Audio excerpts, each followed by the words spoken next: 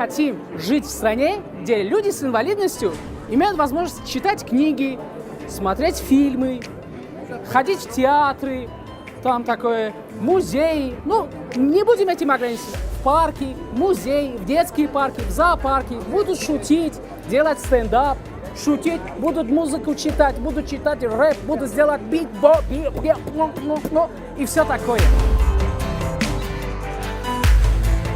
Мы хотим жить в стране, где лица с инвалидностью имеют возможность работать, зарабатывать, платить налоги, приносить пользу обществу, государству, иметь возможность работать самостоятельно, общение с общественностью.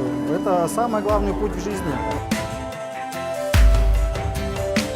Мы хотим жить в стране, где лица с инвалидностью имеют возможность создавать семьи, воспитывать детей и быть счастливыми, самодостаточными, полноправными членами общества.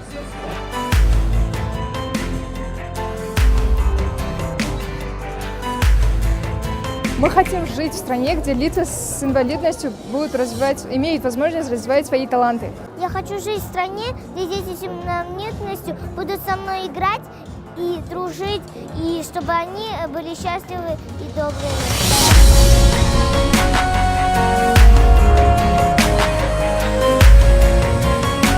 Мы хотим жить в стране, где дети с инвалидностью жили счастливо, могли самостоятельно ходить на музей, в школу, кинотеатры и пользовались общественным транспортом. Я хочу жить в стране, где дети инвалиды играли на площадке.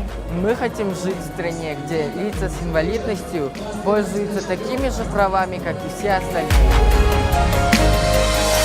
Мы хотим жить в стране, где лица с инвалидностью имеют возможность читать книги, иметь доступ к информации именно на том языке и таким способом, которым они могли бы его лучше освоить. Например, с помощью языка Брайля.